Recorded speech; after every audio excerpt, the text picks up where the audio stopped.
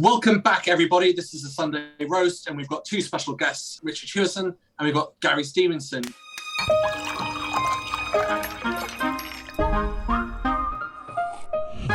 Gary, could you introduce yourself? Yeah, no problem. My name's Gary Stevenson. I am an economist. I focus on inequality. I was a trader for 5 years for Citibank.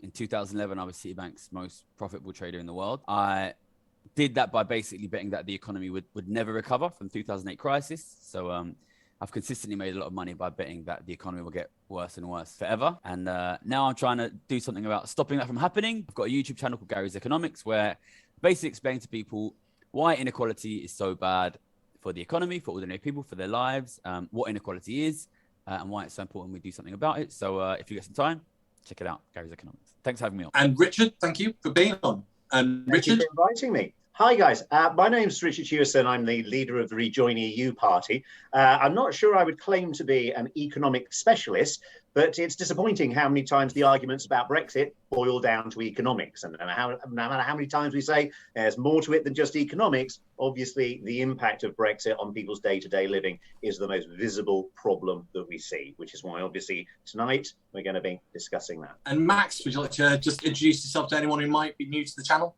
Sure. My name's Max. I run the Robespierre channel, and we talk about Brexit and we talk about British politics.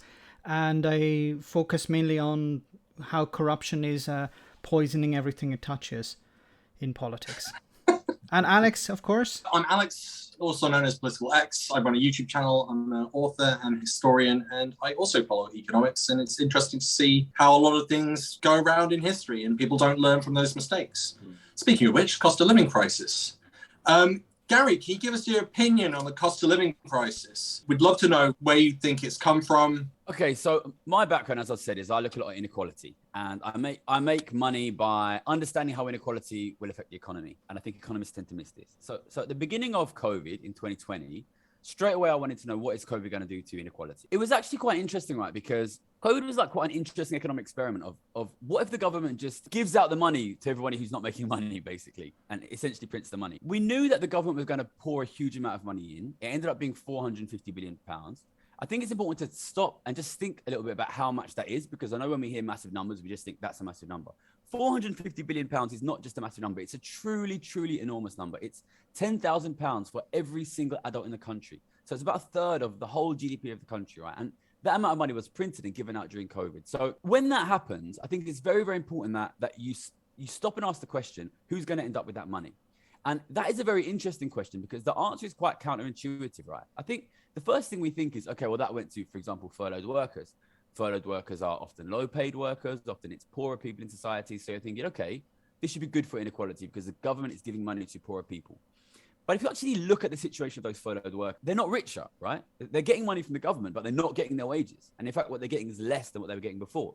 So even though these guys are the initial recipients of the money, there's a question of who ends up with the money. And I was sitting there at the beginning of COVID trying to work this out, right? And the reason that workers are not rich is because they're not getting their wages. So who's got the wages? Okay, it's the corporations. But are corporations richer? Well, actually, no, because they've been closed down. So they've lost their incomes. Okay, well, where do corporations' incomes normally come from? It's customers. And actually, this is the correct answer. The people who accumulated that £450 billion are customers. But it's not all customers, right? So most people at home are customers. They're probably not sitting on 10 grand cash. And that's because the amount of money you accumulated depends on how much luxury spending you have. So rent, mortgage, food, bills, those expenditures remain.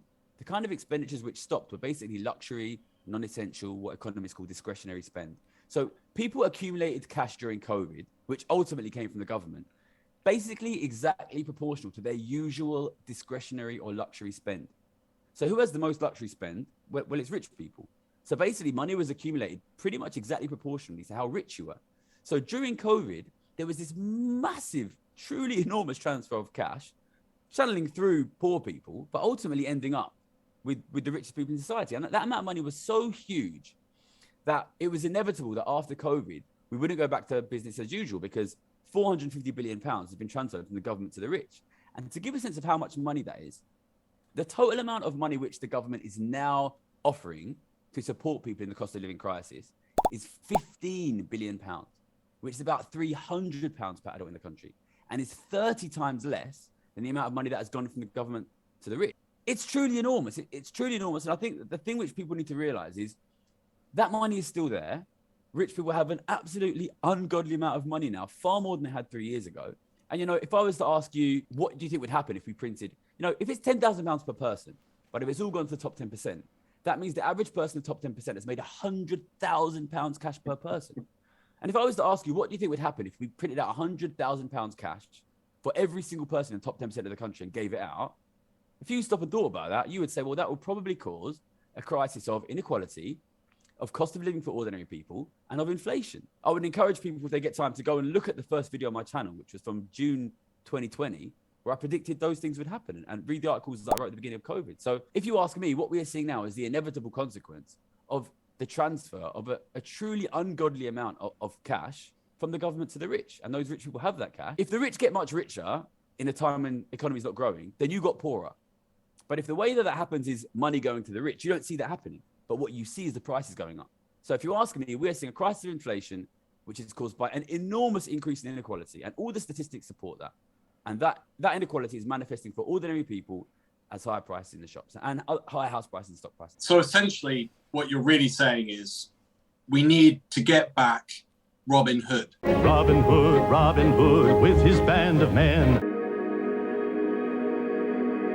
And start taking from the rich and giving. Now, obviously, Now, I'm not suggesting that we do actually do that, but there's an element of that. And it's very interesting as well from a historical perspective. Robin Hood is always been seen as a folk hero for probably over 500 to 800 years. Yeah. And yet the governments that have been in power for the last 10 years all like the idea of trickle-down economics. Yeah. I'm just going to ask Richard, what are your thoughts on what Gary said? And thank you for asking.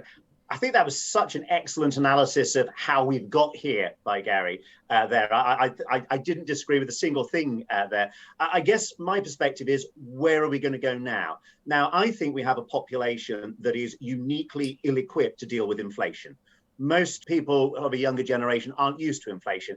I vaguely remember when I was a kid in the 80s, inflation. We've got used to 2% inflation, 3% inflation, maybe every now and then a little bump, and that's about it. And I think people are forgetting what a 10% inflation will mean. Now, if you sit back and do nothing while prices are going up by 10% and your wages are sitting where they are, that's not just 10% this year, that's 10% of your entire future spending potential wiped out. And as Gary says, that's you getting less goods and services, but there's not less goods and services out there. They're just going to be redistributed to other people. And this is why I think it kind of links in with some of the rhetoric we're getting from the terrible twins, the Tory party candidates at the moment, about trying to clamp down on unions that are fighting for their wages. Many unions are actually currently fighting for a real terms pay cut for their members, which is ridiculous. And I don't think there has ever been a time in the recent past where people have really had to stand up for themselves just to keep pace with what's going on. Because if you snooze this year and you fall behind, that's going to be 5, 6, 7% of your entire future gone as a result of that. And of course, the other thing that this is going to lead to, which again, people are now uniquely ill-equipped for, is high interest rates. Now, I think there's going to be two big victims here. First of all, homeowners who've got used to stretching how far they can go on 2 to 3% mortgages. There's going to be a heck of a shock and a redistribution there. And of course, our ridiculously overstretched government. You can't exist with GDP ratios to debt, debt to GDP ratios, I should say, of more than 100%. When interest rates rise, the interest payments alone are going to be absolutely ridiculous there, which is why I do believe that the UK economy now resembles a very, very dangerous Ponzi scheme, quite frankly. And when you listen to Liz Truss and Rishi Sunak, you kind of think Rishi Sunak's, oh my God, we've got to do something. This is awful. And Liz Truss is just, yeah, it's over anyway. Let's just have a party. Because the policies coming out at the moment are just not addressing the issues. Now, obviously, I'd also be remiss if I didn't just remind everybody that at the end of the day, Brexit knocked 20% off the value of the pound against the dollar, meaning that oil prices denominated in dollars are now 25% more expensive. And although that might not be the major part of all starts of supply chains, if you add a 25% cost to any transport cost on any industry, you are naturally going to build in inflation. So if we want a solution, let's rejoin the EU. Hopefully it will revalue the pound a bit and tackle some of the input prices. Max, what are your thoughts? I think there's another thing to think about here is how when it comes to wealth transfer from within the middle class, for example, it was a case of if you had a home, you would transfer it to your children, or if you had money in the bank, you would invest it and you would transfer that wealth onto your descendants. But I think with the cost of living crisis, we've seen how especially older people are being forced to sell their homes to pay for health, pay for social care. Elsie is 77.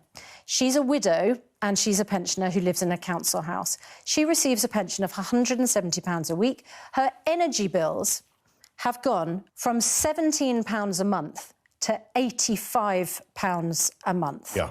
She will pay an additional £816 a year. To cut down on spending, Prime Minister, Elsie has now resorted to eating one meal a day. She goes to the supermarket at the end of the day to buy yellow sticker discounted items. She gets up early in the morning to use her Freedom Bus Pass to stay on buses all day to avoid using energy at home. And this is in a sense the middle class losing out on an aspect of wealth. I'd like to get both of the guests' opinion, and Alex, yourself as well, on that. After maybe we can get your opinion. First, we can get your opinion on the cost of living crisis. But I think this is also something that not many people are talking about. There's a discussion to be had about everything related to the economy. You know, the American dream is starting from scratch and building up. Part of the ethos behind it is not to have anything and build from it. I've heard a number of billionaires, Warren Buffett and Bill Gates, make mention of this, being like, maybe you should really start off with nothing, and everyone sort of starts off on an equal footing. We just take all the money that they've accumulated over their life and regenerate it into the economy. A lot of people will be like, well, I've earned that money, it's already been taxed. Why on earth would I have to give it back to the government? That doesn't make any sense. I should be able to choose what I do with that money because you've already taken your cut. So there's definitely a big discussion to be had about that.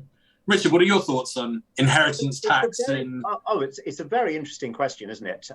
I have always thought it absolutely bizarre that people would be very, very concerned about inheritance tax, which to me seems like the fairest tax there is. Why tax people when they work during their lives when you can tax them at the end of it? So I'm all in favour of people enjoying their own creative wealth within the economy. I'm not so much in favour of their kids just getting it because they happen to be their kids. So I see a good argument for wealth transfer taxes. And let's not forget, if you are, and I don't count myself as a capitalist, but obviously I exist within the capitalist system, but if you are to look at pure capitalism and how capitalism works, capitalism comes with its own natural tax rate, you know, the real GDP level applied to wealth above the mean level.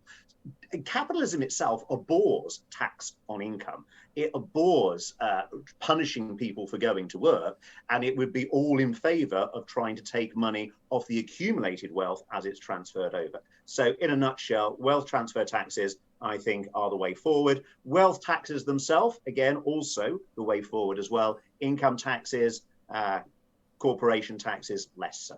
Do you know what the tax rate was under Franklin Delano Roosevelt if you earn over 200K in the 1930s? I can honestly say I do not know that off the top of my head. 90%? No? Ooh. Do we have a bid from Gary? What do you think it was? 200K, 1930s? I think Max is right. Famously, the Beatles paid 95%, but this is a different time period. I think the top rate that the US hit was 90, but I'm not sure that was the timing. But I think Max is right. So I'll say 89 and let him take it. Oh, very socialist of you. 94%. Oh, I went the wrong side. 94. Yeah, but interesting, isn't it? Over 200K. Imagine that today. Getting a tax rate 90. Conservatives will be up in arms. But imagine what you could do with that money. Even if you did it for 1 year. What you could do with that money. And there's something to be said about when you're in an emergency situation. Maybe there is an element of going, look, we're going to tax you 1 year, this high rate, that's it, and then back to business as usual. and then redistribute that fund. But why tax income? Why tax the people who are going to go to work every day and generate the income for us, rather than taxing the wealth of those who are sitting back doing nothing? Because the argument, and I'm only going from an FDR perspective here, so for the 1930s, they had a massive economic crash, one of the worst in capitalist history. They couldn't create jobs. They had already tried under Harding to set up a system where it was private enterprise with a little bit of government interference. And they were saying to private enterprise, you guys have to put the money in. You have to keep wages at a certain level. Don't let it drop. And it was all down to cooperation. But the damage that had been created, it's interesting to go back to the causes of this crisis. In my opinion, from the research that I've done, I would actually blame the government, because the government went to the farming communities and said, we want you to produce more food to help out with World War I. So you go, well, the cause of World War I is governments. The cause of the farming crisis is the US government.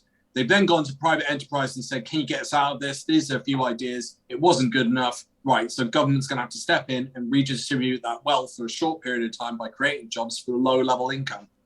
And you're sort of going, well, if Harding's tried to do it on a free enterprise basis and it didn't work, but then FDR did it and then it improved, but did it completely solve the problem is debatable. You can then go, well, that seems like part of the solution. But I get what you're saying as well. And I'm not advocating this necessarily. I think every single economic situation should be taken into account separately.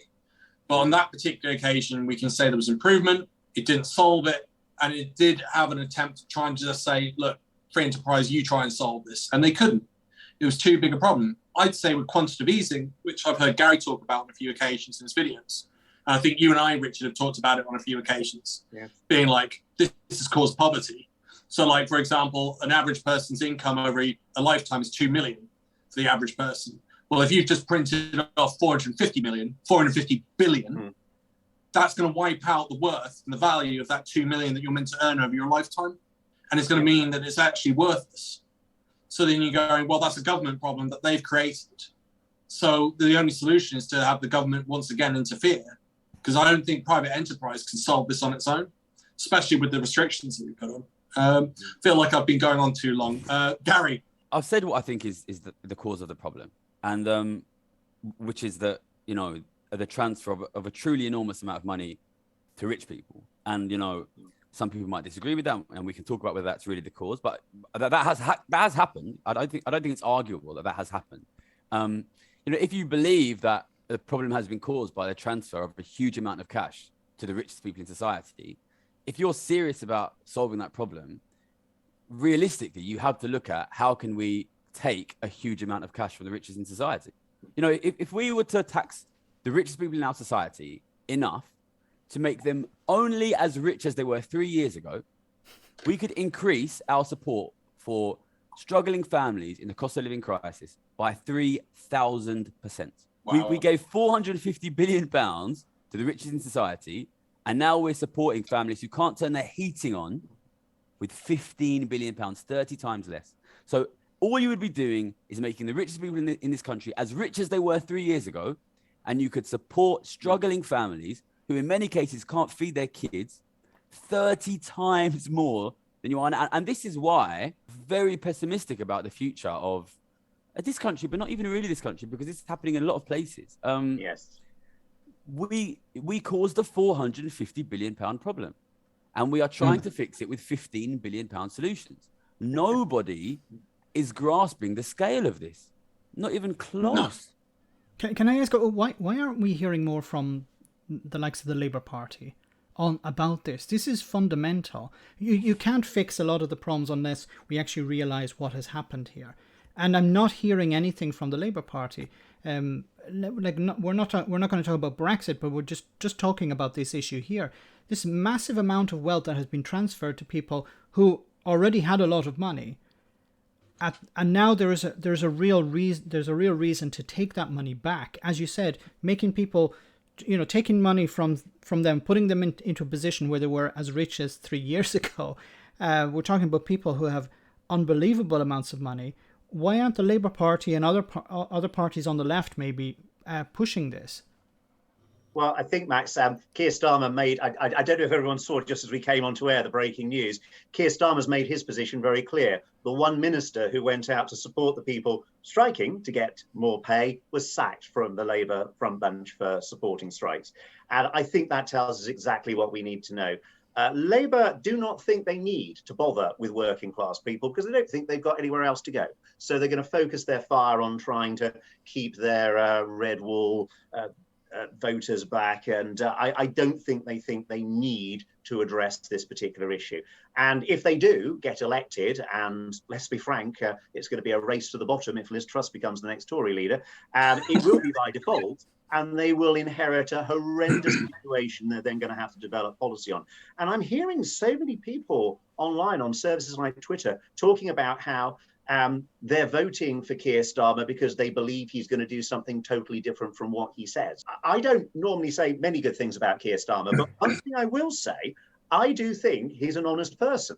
And I think when he says what he's going to do in government, he means what he's going to do in government. And I think if all of us allow him to get towards the election with these policies in place unchallenged, that's what we're going to have to live with for the next 5 years. You talk about the Labour Party, and, you know, I've got my opinions about Keir Starmer and the current Labour leadership. But what I think is interesting is it's not just actually the Labour Party that I'm not really talking about, this massive transfer of wealth to the richest. You know, you're sitting in Italy now, I believe, right, Max? And you know, I haven't heard any real left-wing parties really make this case. But not only left-wing parties, I haven't really heard anyone in the media make this case. And I think that really, like, from where I'm sitting, I think that what we have is, you know, so, okay, I'm an economist. So I went to London School of Economics. I went to Oxford. I worked in the city.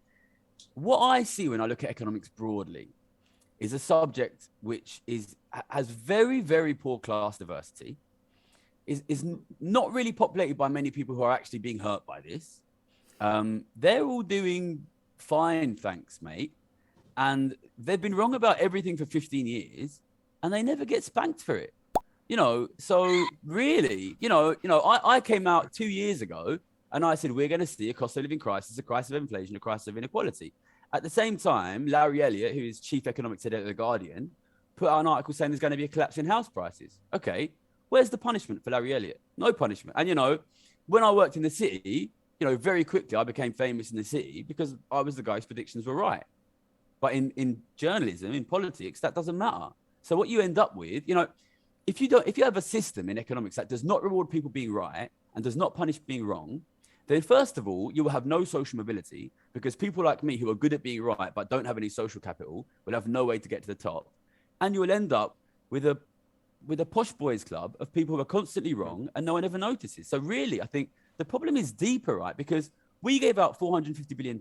If you're going to do that, you absolutely 100% must do analysis of who's going to end up with the money. No one in government did it. No one in opposition did it. No one in media did it. No one in academia did it. What we really have here is a situation where economics is full of rich, posh idiots. And then if you are one person who actually understands what's happening and can predict it correctly, you can work in those skyscrapers over there and get paid £1 million a year to shut the fuck up, which is what happened to me. You know what I mean? And I think that the situation is much worse than that. It's not the case of that the Labour Party is malign. It's a case of we have absolutely filled all of our economics institutions with people who don't really know what's happening and are not incentivized to be right. I think it's a collapse of the discipline intellectually, and it's really upsetting and really worrying that we, I worked in the city and there are some good guys in the city, but the best guys in the city are getting paid £1 million, £2 million a year, and they are not going to tell you what's happening. The privatization of knowledge and good analysis. Gary, I hope you don't mind me asking. I wonder what your opinion is of the new economic genius we have in terms of Liz Truss telling us that tax cuts is going to bring inflation down. What's your thoughts there? I mean, I think you don't need to ask me. I mean, I try to keep a straight face. Sorry. I mean, it's. Go on, Gary. But look, I've never met Liz Truss. I'm sure she's a lovely woman. If she wants to go for a drink, she can put a message on my YouTube. But, the economics discussion is at a level which is ludicrous. But I think we need to take the responsibility that we have as economists and people who work in the media to highlight this and to provide good information and say, look, that is what we can do, what we must do. We have to say, look, the information you are being given is from people who are not reliable and are not trustworthy, and they have their own interests, and they're misleading you. And we need to make clear what the consequences will be to ordinary people and their children and their grandchildren. And we need to give clear information that people can understand. So, we can sit and we can point and laugh at Liz Truss and Rishi Sunak. And, I do a fair bit of that, especially Rishi Sunak, if people see my work. We need to build something. We need to start, we need to use our knowledge to tell people, look, the problem is much bigger here. This economic situation is not a temporary situation. It's important what you said, Richard, that this is going to last. It's going to last for a lifetime. And if my analysis is right, and I've made billions of pounds off of my analysis, then it gets worse from here. And that is not a nice message. It's not a message I like to deliver, but it's a message people need to know. But I think the flip side is, if I'm right, and, I do think I'm right, and these banks will pay me a lot of money because they think I'm right, it's absolutely fixable. You just need to get serious about distribution, about inequality, about taxation of the richest, about fairness in taxation, and we can go back. If we can give the rich 450 billion, we can take from the rich 450 billion, and we have to. Can I ask both of you, and Alex as well, could this cost of living crisis be a catalyst to get this moving, to open people's minds and realize we don't actually have to accept this, we can have something different? Maybe, Richard, do you want to go first? I think it can, but only in a very painful way. And I think at the moment, there are a lot of people starting to discover how painful this economic situation is. And I think it is going to force some quite desperate behavior on people eventually. I mean, it's like, Gary, this figure of 450 billion, it's a huge... The way I always think of these numbers is, I know the maths has changed a bit, but we're still roughly in the position where an average person during the course of their life, earning an average salary, doing an average 40 years, will earn in today's terms roughly £1 million. So when you say to me 450 billion, I'm thinking 450,000 people's lives being tossed into the inferno there, just to be grabbed up by very, very greedy people. And indeed, thinking about, we'll go back to Rishi Sunak, 750 million wealth. That's 750 people's lives that one man has. And this is why I think never was the argument for taxing the highest wealth ever stronger than it was now. And I agree with Alex when he says having a one-off tax would be very useful. But yes, I think a one-off wealth tax of quite a punitive rate on wealth hoarded over, say, 10 million, because I don't think there's any one individual that's worth as much as 10 people's lives. So any individual that is currently worth more than 10 million is taking more than their fair share of society's resources. And yes, I do think the cost of living crisis will be a catalyst for change. My worry is that it'll be a change where we get more people at the top of society telling us how things are, making us a little pathway just to ease the short-term pain, and lull the population into moving into a lower average wealth consumption of those on the lower levels. It's interesting you say that it could end up with the wealth telling us what to do. I assume part of the reason Starmer went to the Sun was to try and get into Rupert Murdoch's good books. Because Rupert Murdoch, from his perspective, from Labour's perspective, is probably still a kingmaker. It's interesting as well today, Murdoch's just it looks like Murdoch's shifting support from Trump. That'll be interesting to see how much influence he has over there with Fox. So there's definitely an element of like Starmer going, move to the centre, get into power, show what we can do. And who knows, by the next election, he'll look to go even more to left, or maybe he'll just stay the course. It's disappointing that is a possibility, that it could end up going back up to the rich. Interestingly, this similar situation took place in the United States, and FDR was able to put in those high tax rates, in part because of, and I've got to be very careful how I phrase this, there was an alleged, and there was evidence to support it, an alleged coup, an ex-US Army general who was approached by business people to do a coup on the United States. And the plan as outlined to me was to form an organization of veterans, to use as a bluff, or as a club at least, to intimidate the government and break down our democratic institutions. The upshot of the whole thing was that I was supposed to lead an organization of 500,000 men, which would be able to take over the functions of government.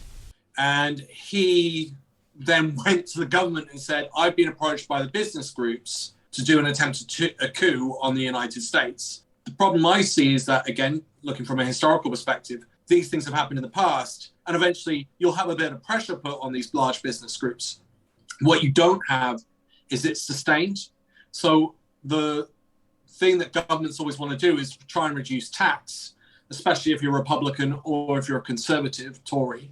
And that's to get more money for the economy to spend on more services. And so what they'll do is they'll road stuff very slowly.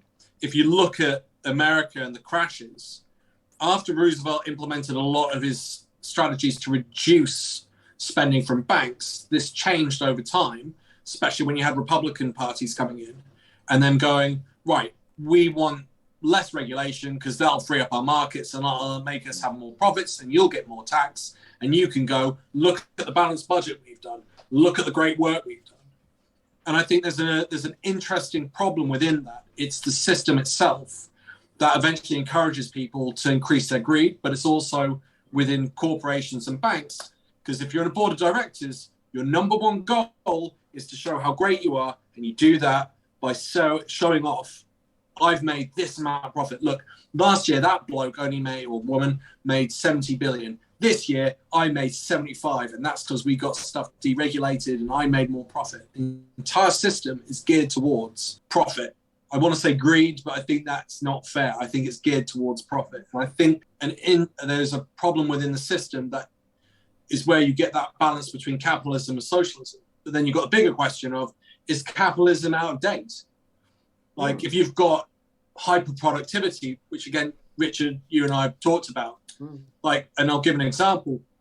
If we stop clothes production today, we'd still have enough clothes for between 25 and 50 years. Why are we producing more clothes? What is the point in that? I don't understand. Like, do we really need more fashion walks and clothing on that scale? It doesn't make too much sense to me. I've gone on too long. Max, what do you think? I'm not even sure where to start. There's so much to say there. But I think it is interesting the idea that we're producing a lot for a market that doesn't exist, or we're creating a market, sort of putting the cart before the horse in a sense. But I'd be interested also to hear what Gary has to say about that. Yeah, Max, you asked if this can be a catalyst for change, right? And Alex, you spoke about the sort of the social circumstances that we're behind allowing this move towards much higher tax rates on the rich in during the FDR period. This is the kind of thing I've been thinking about a lot recently, which is, first of all, this will be a catalyst for change. I'm very, very confident of that. But I cannot at all guarantee it will be a catalyst for positive change, right? Because what I can tell you with almost certainty is this is going to, first of all, in this winter, half of this country will not be able to heat their homes. Okay, that is, that's not really arguable. You can argue about the exact number, but that's going to happen. And then there's going to be another sort of 20% above that who will be able to heat their homes, but only at the cost of their entire disposable income. Okay, so then that will have like knock-on effects throughout the whole economy, because you wiped out the disposable income of a massive chunk of your population. So then they're not spending. So then that cuts the wages of a lot of other people. And, that will lead to this. For example, if I consider my parents, they were probably going to have a relatively comfortable retirement, but now they'll probably end up having to sell their home to get to their retirement, which means then my sister won't have a property. So you see these kind of things I thought trigger through. So the human situation is very bad, and people are not idiots. And, that is coming on the back of basically 15 years of continually bad human situation for most people. So people will be hungry for change. But in a space where the economic situation is not being explained clearly and is often being explained by people who have an interest to defend the rich and say, don't tax the rich, then the sort of positive message, which, I would like to consider my message to be a positive message of, look, we can have a much better life if we just fix the taxation of the rich, can get drowned out by negative messages, So people really, really, really want change, but then it creates this space of what kind of change do we get? And I'm arguing one thing, but, you mentioned Rupert Murdoch. The Rupert Murdoch press is not going to argue the same thing. Maybe they're going to blame foreigners. Maybe they're going to try and So they're going to try and get us to be angry at other groups, other minority groups, or at one another, instead of being angry at them. So we will get change. I want to make it good change. And I guess I'm sort of interested to throwing it back to Alex, because, I also read a bit of history, and I know that there's not actually that many times in history where we see a shift towards much higher taxation of the richest. This FDR period is one which you mentioned, and there's also the post-Second World War period in many, many countries, most countries in Europe. What do you think? At the moment, many politicians are very rich. I don't really trust them to do it. So I'm trying to build a message which targets ordinary people. So why do you think it was that in the FDR period, first of all, the politicians themselves, be they FDR or other powerful politicians, decided to do that, despite the fact that they're probably quite rich? And secondly, what was it in the minds of the people, if you think they were an important agent in it, that meant that they were pushing for that at that time, whereas now a lot of people might not be pushing in that direction for higher taxation of the rich? So from what I've read and understood, part of the reason that FDR did this is because he was going, there's such huge levels of poverty in the countryside that the communists are making inroads, and I don't want them in. Not only that, he had the leverage of the fact that he found out a load of rich guys had attempted a coup. So it was like, right, it's almost like the equivalency. So he wasn't doing it out of the good of his heart. It was a fear of communism. There's an element with FDR that he was a strong socialist and a libertarian as well. Not many people know about the brand new constitution he was going to bring in, which was going to guarantee housing. He'd been ill with polio, so he was unable to walk. So there's a number of people that would suggest that he was keen to empathize with people who are also suffering from from the hardships of life. You could debate over that. His wife was an absolute powerhouse, Eleanor Roosevelt, and very pro equal rights, and definitely pushed it on him during World War II. I think there's different elements that allowed FDR to put forward that platform. But the other key thing is, they tried the free enterprise stuff under Harding, and they just didn't do anything. Like, it didn't make a difference. The poverty was still there, and he just went, look, let's approach this from a new angle. Keynes had come into 1936, hadn't he, with his theories? So if he came in 1936, it's a new ethos towards how you deal with these things, spend and poor and reduce and good. And so there's an element of that as well. I think that's the best way I can answer. I think it's different elements from different areas.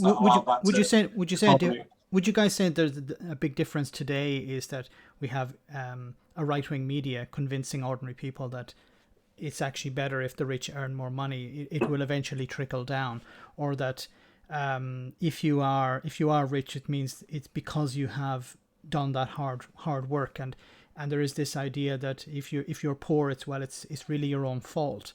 And maybe also back in the 1930s and 40s, we didn't have the number of billionaires or multimillionaires that we do today. With Richard? The right-wing media point, though, I mean, obviously we did have this sort of glasnost in the 90s when Murdoch and Blair were hugging and there was joy on the streets. But prior to that, wasn't the media pretty much always the same sort of attitudes they were prevailing? I don't recall sort of any of the media being particularly liberal on any issues, economic or social, in the 70s and 80s. If anything, the liberal agenda has moved on, just not the economically liberal. Were there more socialist papers, though, around within the 50s, 60s, 70s?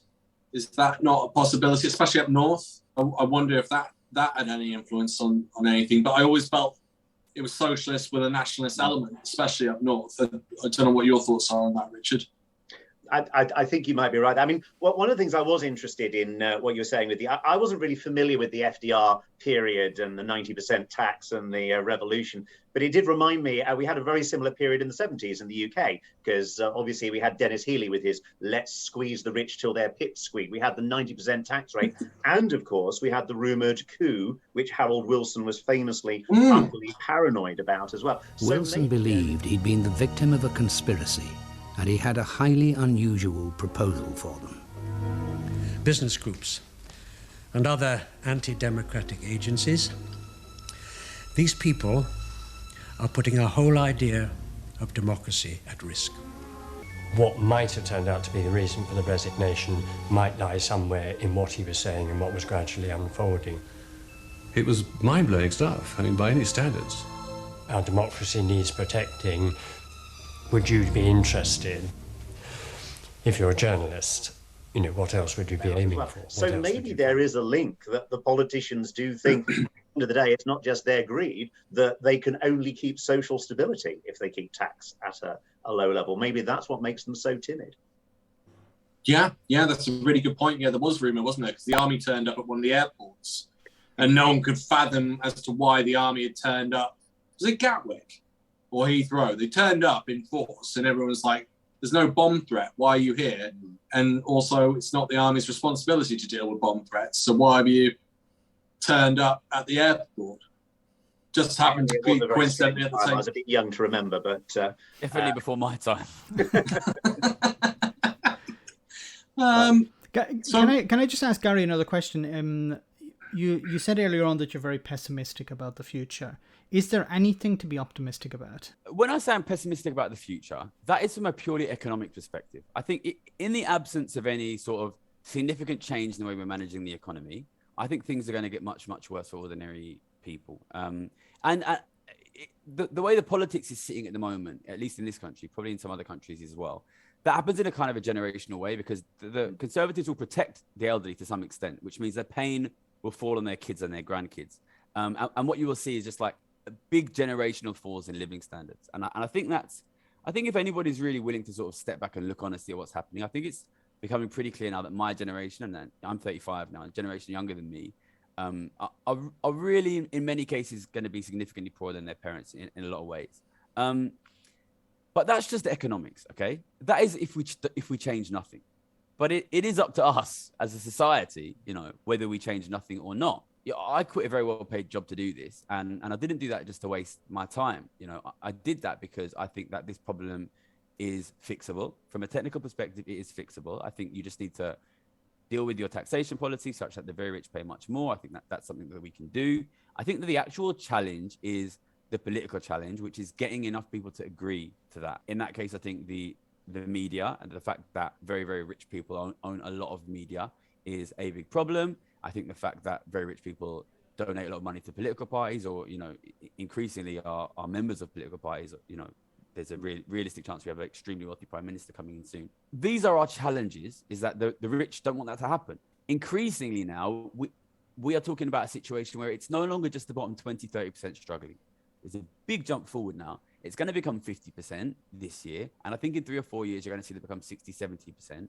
And that provides real opportunities in a democracy. It's not easy to sustain a democracy when you're impoverishing 70 to 80% of your population. And I think that provides real opportunities to people who want to push a more positive message and say, look, we can do things another way. And what I see is the problem really is that the media sends messages such as, you can't tax the rich, they'll leave, or, we need the rich for the economy. It's that the media is trying to sow division more broadly. I think the media wants to sow racial hatred between genders, hatred between people in the north and people in London. It wants to make people who are in relatively ordinary and comparable financial situations point the fingers at each other. Because if we hate each other, then we're not going to win. And ultimately, the only power that ordinary people have in this fight politically is that there's way more ordinary people than there are super rich people. But if you can get ordinary people to fight one another, then they don't use that power. It's like in the Kung Fu movies when 1,000 guys fight Bruce Lee one at a time. If you all go together, you can win. So I'm pessimistic with regards to the economy, but I think there are huge opportunities with regards to making things better. But that will require political action. When I say that, I don't mean necessarily political parties. What I mean is ordinary people looking across the divide at each other and looking at other people who may be different in some way, but really are in a similar financial position and saying, look, we're being screwed here. You're being screwed here. I'm being screwed here. Those guys in the skyscrapers get richer and richer every year. Let's get together and push back. I think we have possibilities. And, I do what I do because I think that things can be better. And, I'm going to keep doing it. And enough people join me, then it doesn't have to get worse. Look at the FDR period, look at the post-war period. Things get better sometimes, but they only get better when people make it happen. So that's a great segue because we're on to our final question, which is what are the solutions? Your solution is to take a political stance, to get a movement together and start putting pressure on the government to actually take this seriously and listen up, like almost like the Rejoin EU party. Plug. But I think so, like a single issue stance party, basically. I think long term you need to do something to reduce wealth inequality. But that's a long-term goal. Short-term, in order to achieve that, we need to build political movements, and they could be political parties. You know, I'm hoping for my YouTube, ideally, to become a form of a political movement in the long run. And I think media is very important. But, you know, that's what I'm doing. But, you know, each of you who has your own platform is doing your own thing in your own way. And people who are listening, who might not have a platform, you have something you can do as well. You can reach out to your friends, your families, your communities, educate them and say, listen, we're all being screwed over here. And we need to start coming together to push back. But I've spoken enough, so let's see what Richard's plan is for solutions. No, I think exactly what you're saying is what could happen. The big problem seems to be the disinformation barrier that we've got to get through.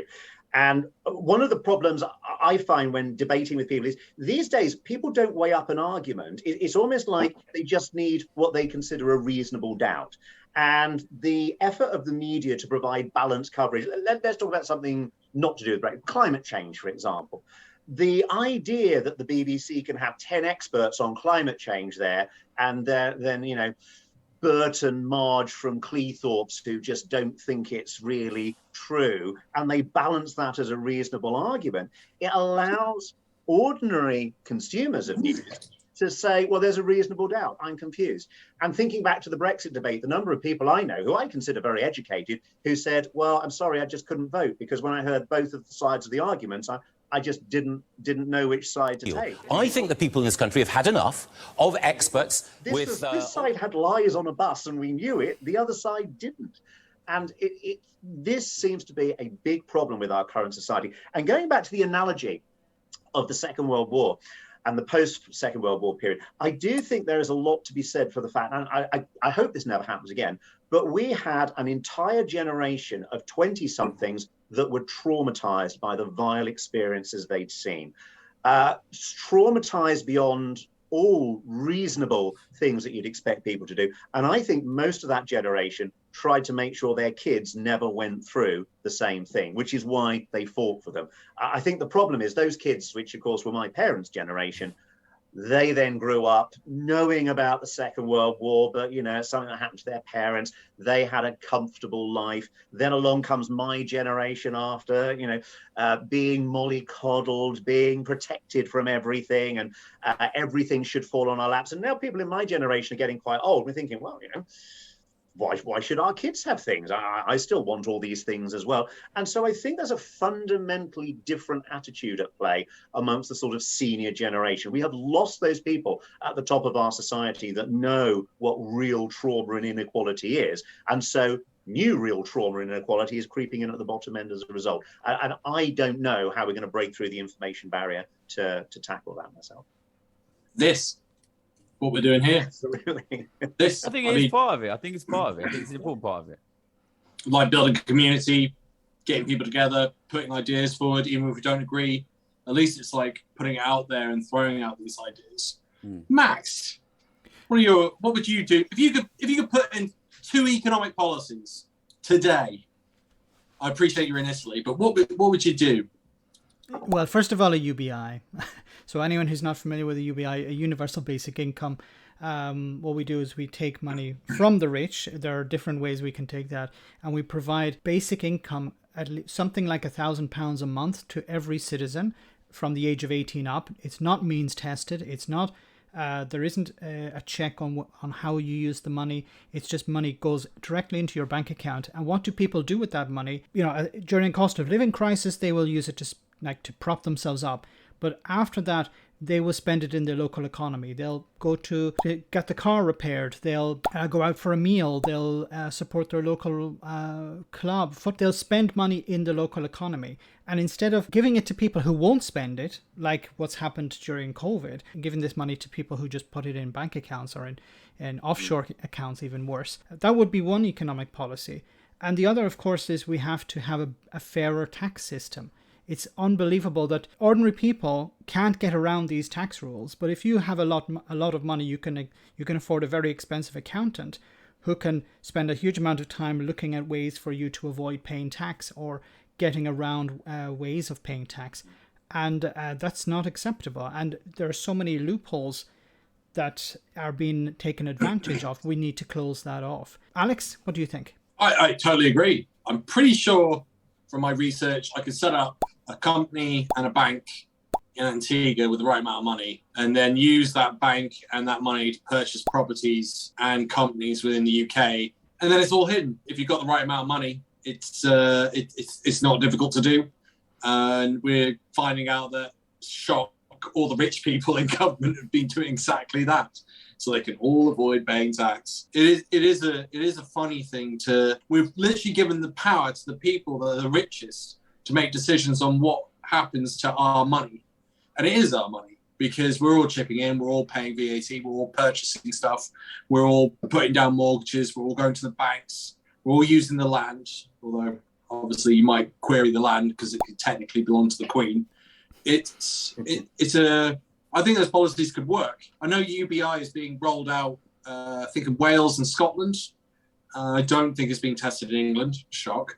So it'll be interesting to see what happens in those the constituencies there and how it levels out. The way I see it is that it just stops you hitting complete rock bottom. And so if you've got that basic level of income, the economy can only drop to a certain level, which means it's actually more stable, which in theory should mean that if you've still got a capitalist system, investment will still go into that area. But there are a few other ideas I have. Richard, though, I'll come back to me later. But Richard, 2 economic policies can instigate today. What would they be? Well, you probably won't be surprised that the first would be a wealth tax, and then the second would be a Brexit reparations tax. So I'd tax Rishi Sunak once, and then I'd tax Rishi Sunak again. And I'd make both of them 55%. So people like Rishi Sunak, we take all his money and then pursue him for another 10% on top of it. There you go. What would be your rate of tax then? What would it be? Seriously, I would suggest that in the short term, I would agree with you that we would need a one-off redistributive tax somewhere in the region of about 7 to 10%. Beyond that, I would suggest that the pure capitalist tax of the real long-term GDP growth rate applied to wealth above the mean would provide the distributive mechanism society needs. That basically means you can be as rich as you like, but if you do have more than your fair share, then if you don't invest it, then you'll see your spending power just stable in future. It means we really will have to have, if you've been successful, you need to reinvest your money if you want to keep it. And so that would be my long-term approach to tax. Nice. Gary, 2? Yeah, I'm going to chuck one out there, but I haven't spoke about this on my YouTube channel, but there's this, there's this idea I've put for my ideal tax. And it's actually, what's interesting is it's not a tax. It's a 120-year time limit on wealth. So the idea is you can get as rich as you want, you can make as much money as you want, you can give it to your kids, you can give it to your grandkids, but it goes in a trust and it has your 120th birthday on it, which means they can have as much money as they want, but they need to spend it. It needs to go back around the economy. It needs to go back towards working people, back to the people who are working in future generations. You cannot just use it to accumulate wealth of everybody else. And I think if you did that, first of all, consider someone who's got a wealth of £1 billion, £2 billion, £3 billion. There's no way they can spend it in 70, 80 years, or even 10, 20, 30 million pounds. What you would see is a flood of spending into the economy, which would cause an enormous economic boom. You'd see a massive increase in wages, you'd see a massive increase in living standards, and also you would start to create an incentive for very rich families to actually sell their assets, including things like property. And what that would do would mean ordinary people could start getting assets back. You know, you need to get wealth flowing back through the economy. And what I think is really interesting about this is it's not a tax, it's a time limit. You know, if I give you £60 million and I said you've got 50 years to spend it, you will spend the money. You know, you will spend the money. And it's what this is and what I think is quite graceful. And, you know, to be honest, it's more to get people thinking about what we can do and you know, the extent to which things are possible. Is this is a zero tax solution which will get money and wealth flowing back around the economy, which will massively boost the economy and wages, massively increase living standards without taxing anyone. The most important thing is that you get wealth flowing around, because at the moment, all the wealth is going to the rich. It's causing this massive economic constipation and it's killing living standards for the rest. You need to let that out, let it flow through, back through the economy so that people can start living good lives. Isn't this the story of Brewster's Millions? I've not seen that movie, but it's a movie or a book. I'll put it on my watch list. I'll make I haven't seen it. I thought I invented it myself. Okay. Yeah. The premise is he's inherited $1 million and he's got to spend it all, but he can't tell anyone why. You have 30 days in which to spend $30 million. He inherited it. If you can do it, you get $300 million. But if you fail, you don't get diddly. And it's not a time limit. Must be very old if it was only $1 million, because you'd only get yourself a 2-bed flat for that nowadays. It's the 70s, yeah. Okay. It'll barely get you a sandwich. Welcome to the Brexit economy. I'm going to finish. I'm going to say one, and it's just going to be. I quite like the idea of cooperatives being set up, and I'd set them up with a 5-year zero tax. So you set up a brand new company. You have to set it up under certain criteria. It's based very similarly on that on Mondragoon. Therefore, you're not really taxing anyone, but you're encouraging these businesses to be set up. And essentially, what they do is they set limits on, and the premise is that it's essentially a democracy within a workplace. It's interesting. I think you said in one of your videos, Gary, about it being a feudalistic system. I look at a lot of businesses being set up like that. You might argue that it's an oligarchy as well. But the idea of the co-op, and based on Mondragoon, you elect your board of directors, you elect your chairman, and you elect your CEO, and they're elected on a yearly basis. And you also put limits onto the pay that you can have. So it's about 5 to 10, depending on the company, of the lowest paid worker. So if you're on 10K, the most you can be on is 100K, but you put that limitation on there. And of course, it's all by choice. It's not forcing anyone to be part of this company, but they've got other policies as well. Like you can't fire anyone. What you have to do is either send them on an educational, vocational training, so they get retrained and you pay them to do that, or you put them into another position within the company. Obviously, if it's small, it's a bit hard to do. And then everyone in the company has equal shares. So everyone gets success out of the dividend. And one of the other bonuses I found out recently from that is if the company's struggling, doesn't make enough profits, they can cut back the dividend. They can make a vote on changes to pay if it's times are tight. And Mondragoon, when you look at the poverty levels in the area, you look at the expansion that they've done for the Basque Country, and it's a company that's lasted 70 years, which a lot of companies don't last. I think it's about 10 years on average for a lot of companies. They are punching well above their weight and lasting quite a bit. But unfortunately, we can't talk anymore. That's it. We're done. That is an hour. So I'm going to say for everyone to say goodbye, just wave at the camera.